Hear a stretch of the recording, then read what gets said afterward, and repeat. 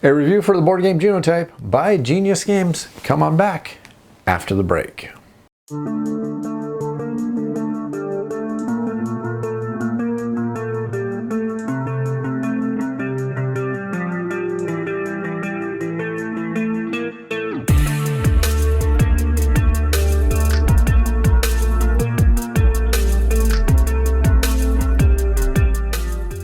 Hey everybody, welcome to Off the Shelf Board Game Reviews. This is a YouTube channel dedicated to the board gaming hobby. In this video, we're doing a full review of Genotype from Genius Games.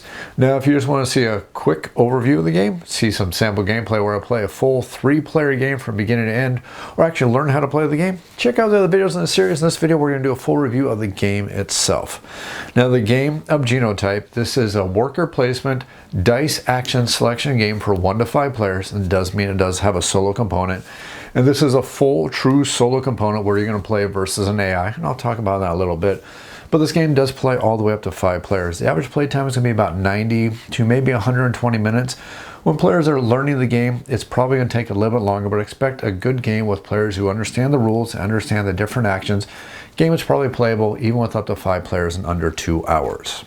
Now, thematically, Genotype is a game of science, and players are scientists working through genetic manipulation of plants to go ahead and achieve different ends, and then they're going to harvest these plants to go ahead and score victory points. Whoever has the most victory points at the end of the game is going to be the grand winner of the game. Now, it's a worker placement game. We've all seen worker placement games before, but this is one that actually marries an interesting theme, an educational theme, and don't go running off in the woods when you hear the word educational, because this is actually an educational game that works, and it works extremely well, because this is a game that, well, the education is there. It is so darn obvious this was a passion project from somebody to make sure they designed a game that is a game first and teaches second. And hey, I'm A-okay with that. And even it comes with a little booklet that's going to go over the science of the game itself, and it's going to explain that how the science turned into rules and why the certain rules were included in the game to help match the science. And it's actually pretty darn interesting, and I found it very, very cool. I think it's something that somebody at the junior high level on science classes could actually enjoy and actually learn some things about, and that's really, really cool. But they've taken all that science and brought it into a worker placement game that works extremely well. Now, what Genius Games has created here is a very solid worker placement game with extremely solid worker placement mechanics. You have a game that has a very tight economy engine with lots of highly contested resources that always feels like there's never enough time or actions to handle everything that you want to do, and that goes to create a really good worker placement game. There's tons of good locations. You never feel like the location you're taking is like a worthless location, because all the locations are good and they give you good resources, and there's tons of choices to choose from, which does a great job making you feel like you never have a wasted action. One of the worst things about playing a worker placement game is just going, yeah, I take that action because there's nothing better for me to do. That's a horrible feeling in a worker placement game. That's never a feeling I got in this game. Not only that, there's denial strategies, which I think a worker placement game has to have. You get to see what the other players need, and yes, you can most definitely mutate dice and even outright steal resources they need before it is even their turn to claim them. That's a valid strategy. Not only that, this is a game that has multiple paths to victory. Do you go for lots of plots and then go for lots of dice and hope things work out? Do you rely on just the luck of dice rolls? Do you go out there and rely on mutations? I mean, heck, even that roll right there was a roll that showed that I could go on for mutations. Those are different strategies and different ways to go. You can focus on one thing and get victory points just through one method. You can spread out, work on add-ons, work on research. You can do all these things to score victory points, and that's a positive. This is one of the things that I really enjoyed about the game, is that I felt like there was multiple ways to go ahead and gain victory points. Yeah, granted, the basic way that everybody's going to gain victory points is by handling these plants and handling the traits on these cards. But that's not the only way to do it, and you can almost do a set collection mechanic where you can modify this with your set research goals to help make sure that the cards you're getting can help give you more additional victory points. And again, I like that. More options is always a good thing, but it's a tight balancing rope when it comes to worker placement games, because you don't want to give the players too many options, but then again, you don't want to restrict them too much. I think they came upon a really nice balance here. Multiple paths to victory, multiple ways to gain victory points, and multiple strategies. All a really good thing in a good worker placement game. Not only that, in this game, I never felt that my actions were ever wasted. Now, players can play cutthroat and take away the best actions for you, but at least it felt like every single turn I was taking an action, I was working towards my engine and working towards improving. I felt they were giving me options that were not maybe always optimal due to the other players' actions, but the core worker placement always made me feel like I was doing something worthwhile towards my strategy. And that's something that is really good. I need that in a good worker placement game, and I get that here. Now, the thing that's really interesting about this game is the theme. This is a theme that I've never seen before. I mean, we've had themes before that are a little bit more, let's call them off the wall for board gamers. You have worker placement games such as wine games. Think about that, seems like unique, but it works. You have fantasy-based worker placement games. You have worker placement games about presidency. You have worker placement games about space. This is actually the first time I've ever felt like a game was a worker placement game, a good worker placement game, and it was teaching me something. It's interesting how they took all the mechanics about genetics and made it worthwhile and made it incorporated in the game, and it feels like it fits. Games that teach has been a mantra for years, but this isn't just a mantra here. It works. There's even a wonderful little educational book, like I've already mentioned, that actually teaches you or shows you why the decisions came in this, and it's thrown in the box, and it's a nice touch. Now, I'm not saying this is college level education here, but any junior high student here is really going to enjoy the little lesson in science. Plus, that book that I already mentioned ties all the gameplay to the actual science, and it's kind of cool along with the history. I mean, this is a history of the genetics that were basically the groundwork for genetics that we know today. It's quite uncommon in worker placement games to actually use dice mechanics, and that's for a good reason, but here it actually works very, very well, and it even adds to the denial strategies. If an opponent needs something, like let's say they need the double F, you can basically take the F and make it disappear from them. I mean, there's multiple ways you can do that. You can forcefully take a mutate action and take it away from them in a denial strategy, or you can just straight remove the fact that they can even get that kind of genetic code they need because you've actually completely denied it from them just by going through your actions. So this is a game where you feel like you have agency. You have the ability to deny other players, and you also have the ability to work towards your own goals. That's both ends of the spectrum there, and that's really darn awesome. Now, that may create a concern for you, and now you may be thinking to yourself, well, does this shut down another player? Well, no, you never fully feel like you're getting shut down, but you do feel like you're being slowed down, which means that you really need to consider all your actions on every single turn. Because the action I take now may not be available later, so I might have to take it now, even though it's not the most optimal action for me to do. Because denial is fairly strong in this game. And I know that may be not great for some people, but for me and my game group, denial is something we greatly enjoy and we want in every one of our worker placement games. We don't want a worker placement game that kind of holds your hand, and we know there's games out there that are like that, and make it feel like, you know, it's kind of like you're just kind of going through the motions. We want a worker placement game where every single round you're going, okay, if I take this action right here, this player over there also needs that action, but I need this action over here, and this player over here also needs that action. So whatever action I take now, I know that other action is not going to be available in my turn. So I need to weigh all the benefits, the pros and the cons of taking this, because it may not be there. And that goes just from the basic worker placement. That goes for taking the dice, and it goes for every single action in the game. It feels good when you play this game.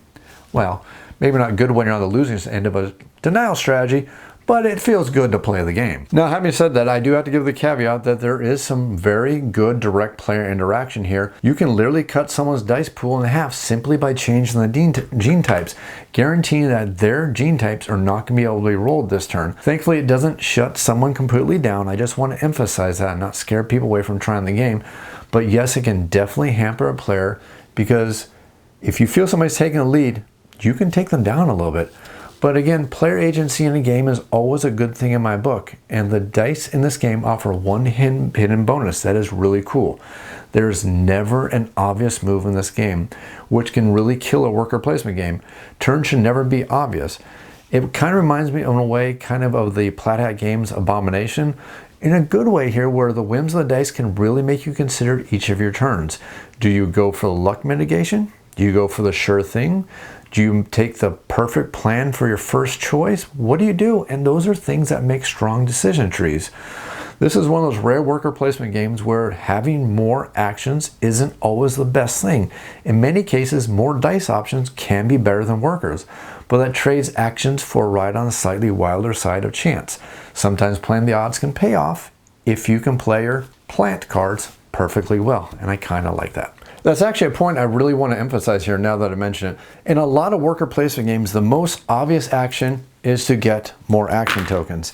In this game, more action tokens is not always going to pay off. And a matter of fact, in the last 3-player game I actually played before my tutorial video here, was won by somebody having a commanding 12-point lead, and they never ever got another worker placement action. Never. They went through the entire game with only 3 action tokens, but they still managed to take the game and win the game by just going after extra dice locations to make sure they had extra dice that they can use every single turn, playing the odds of the dice. They made sure they had some extra plots. I think they had only actually 1 plot and 3 extra dice, but they played the odds in their favor and made sure they constantly had plant cards available, making sure the dice would always be in their favor, kind of hedging their bets against the luck, and they turned that all into a very commanding 12-point lead. And that is what I think is awesome. It has bucked the trends by taking the old standby where in every single worker placement game it's like, what's the obvious action? More workers? Not in this game. It's not a dominant strategy anymore. And that's a good evolution of the worker placement system. The other thing that I think is really cool in this game is the first shift, the second shift, and then the player order when it comes to getting the dice. That's actually a very unique thing, and I thought it was a cool, unique spin on mechanics. I have personally never seen it in a board game before, and I actually liked it. It gave you more agency with your action tokens, plus you knew it would come out in the end to affect you differently, and I really, really like that. Player order was important, but it wasn't mandatory anymore, and that's a new, unique spin.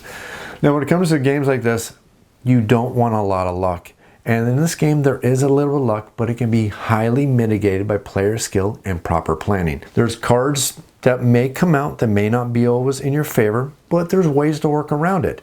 And the dice may not always be in your favor, but again, you can always work around in this game. Whether you're going to get tools, whether you're going to get extra plots or different ways, there are ways to mitigate the luck of the dice. And that's kind of cool. It's interesting to look at this game and say, oh, it's got dice, it's going to be random, and it's not going to work out. Well, if you're willing to hedge your bets, plan properly, and actually make good strategies, you can mitigate the luck enough that luck isn't really a deciding factor in the game.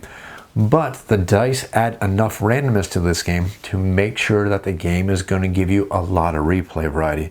And that is a really good thing to mention about this game, is the amount of replay you get in this game. There's enough multiple versions of strategies and tactics, and enough just a little bit of randomness, thanks to the way the dice are going to come out, to make sure there is no set strategy, no obvious path to victory, meaning that every single time you play the game, you're going to try different strategies, different tactics, and you'll work on different ways to win the game, playing against different players. Now, I've already said it, but this game is obviously a passion project because everything in this game looks good. I mean, it is very easy to see modern games these days that are skyrocketing up in price, $75, $100, $150, and even higher. And the components are definitely not matching the fact that these prices are starting to skyrocket through the roof. You have a game here that on Amazon, MSRP is $50. You have all of these great components. Now, I do have the upgraded components, which is the fancy coins and the painted little digging tools right here. But everything else you're seeing in this game is what comes in the box for $50. You have some great looking action markers, and the regular action markers that come with the game, the only difference is they're not painted, so they just basically look like this, so there's not that big a difference. You have thick cardboard here. You have wonderful engraved dice.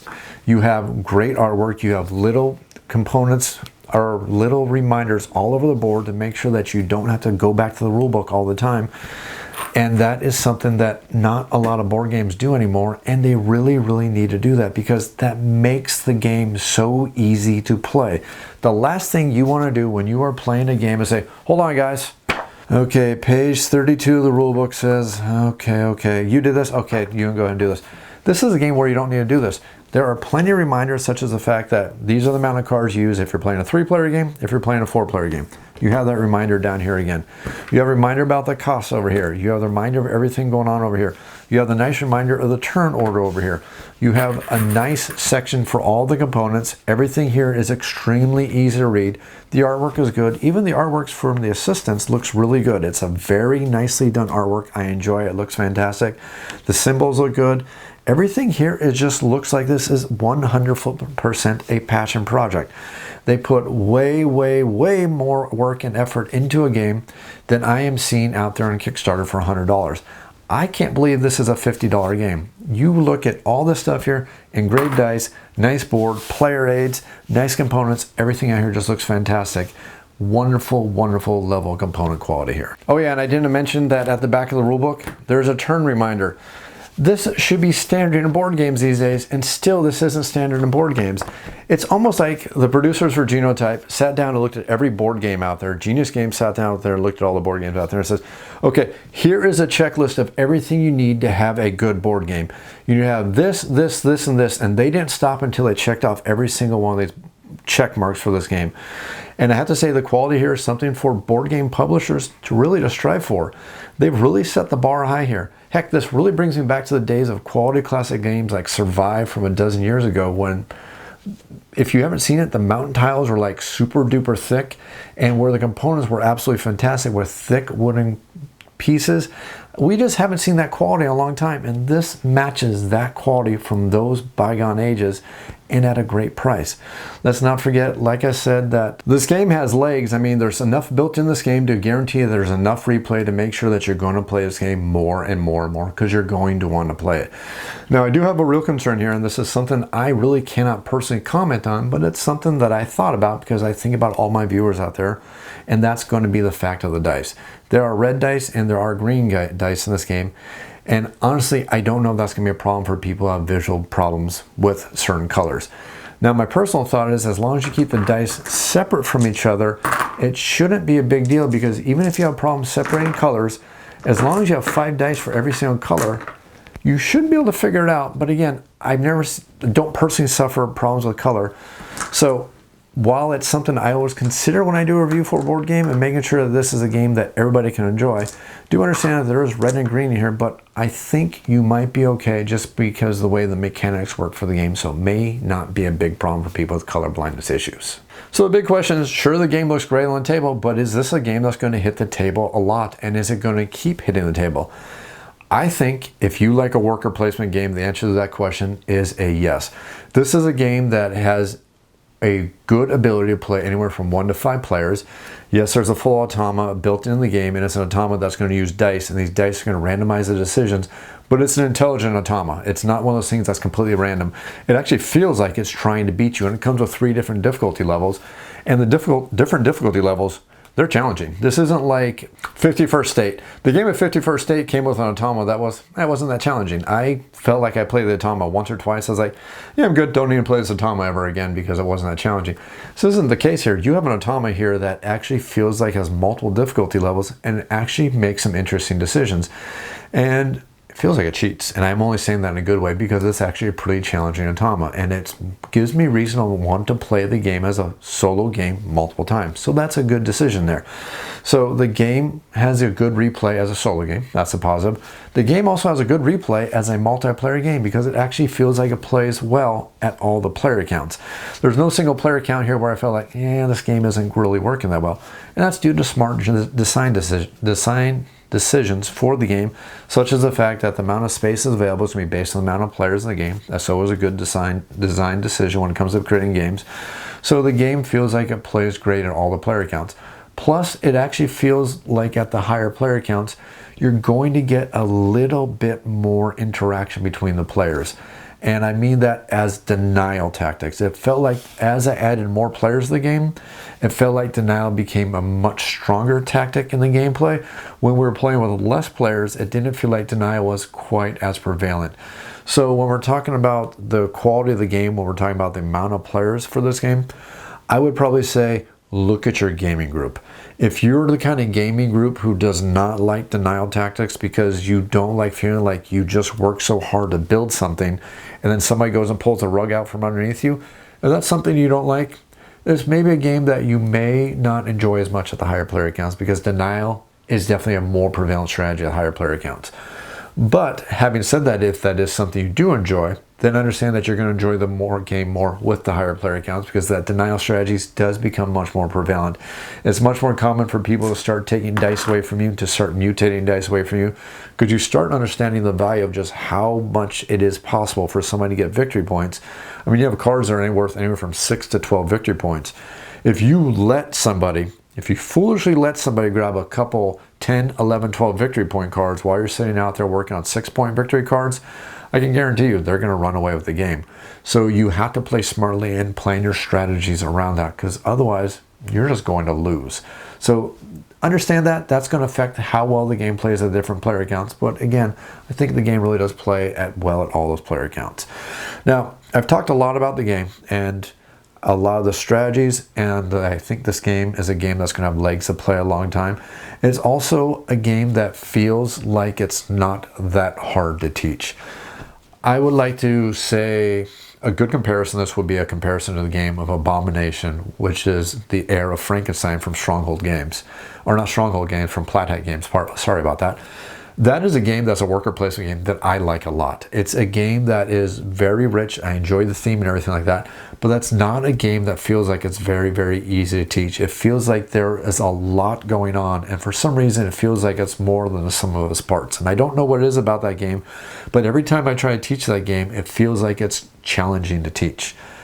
I don't feel that when I play Genotype. But again, this kind of feels like a game that feels like it has a lot of options like Abomination does.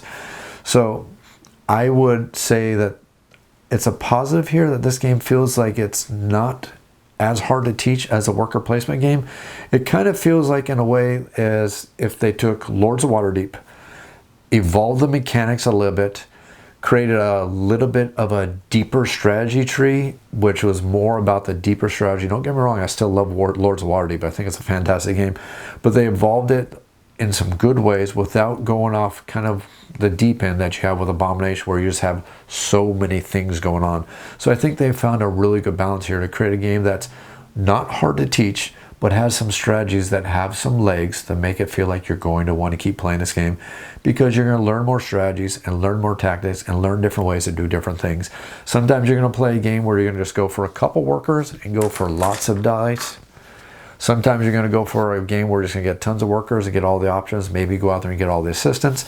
Sometimes you're going to go for a strategy where maybe you're going to go out there and do some good set research goals.